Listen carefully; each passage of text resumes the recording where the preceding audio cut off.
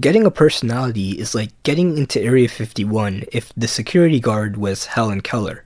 It's really easy. Think about how easy it was when you were a kid. Your entire personality would be like Harry Potter, knowing frog facts and being good at Connect 4. And that was just how it was. An adult comes up to you and starts a conversation, and within 40 seconds, they know you as the Harry Potter Connect 4 frog kid. But now for some reason, you can't help but feel boring, because after the 82nd time in a row of not being able to name a single one of your interests and hobbies when asked, it might start to feel like you just don't have any. But in fact, getting a personality is way simpler than advice on the internet makes it seem. Most people say, be yourself.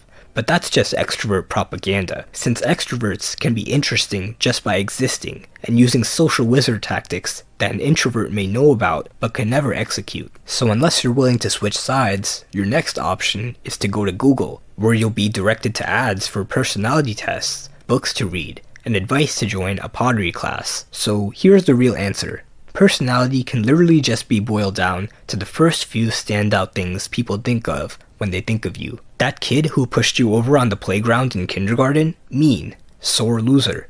Always talks about WWE. That guy in cargo pants with exotic snakes who came to your school assembly to tell you snake facts? Cool. Dresses like Steve Irwin. Snake guy. Elon Musk. Rich. Eccentric.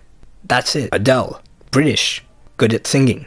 And probably really friendly. You'll notice that the more clear, memorable traits you can associate with someone, the more personality they'll seem to have. Now, what does that mean for you? It means that no matter how many cool trips you go on to other countries, or how many books you read, or how many pottery classes you take, none of these things by themselves will give you a personality. At least, not in the way you care about. What you care about is seeming interesting to people, having stuff to talk about, and having people remember things about you. And there's one easy way to do this. It's called the Spike Method.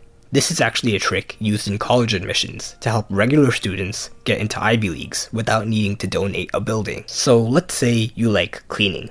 Yeah, cleaning. It's just an example. Trust me for a second. You think cleaning is relaxing. You think it's interesting. Now, imagine you spend a decent amount of time every day cleaning, learning about cleaning methods, reading up on the latest cleaning lore, watching cleaning videos, maybe even save up to get a pressure washer and the dirt on people's driveways for money. Literally in less than a month, you'll have put more experience into cleaning than 99% of people will ever have in their lifetime, which means the next time you meet someone, you will be known to them as the cleaning expert.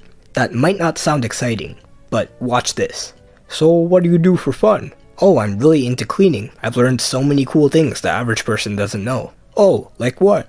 You want to know the truth about robot vacuums? I've been feeling kind of bored lately. Not much to do. I can bring my pressure washer to your house and we could shoot the gunk off your driveway. Wow, that sounds pretty cool actually. What are you doing this weekend? I don't know, I'm probably gonna fold my clothes using the world's fastest folding method. That exists? Yeah, wanna learn it? Now, I know what you might be thinking. That's not an interesting hobby. No one's gonna care.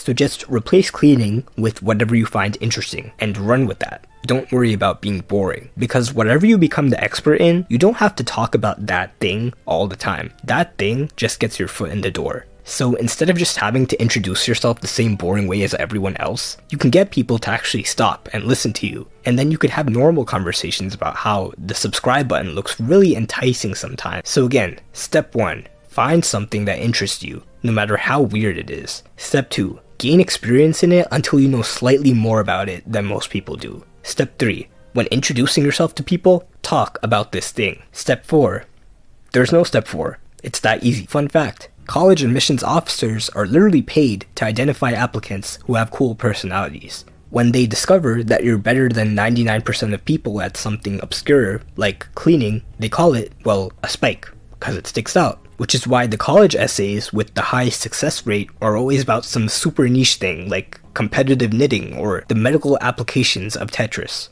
Now, important disclaimer, you can truly pick anything you want as your spike, but you gotta talk to people about it in a way they can understand. Let's say you spent a month becoming an expert in Minecraft.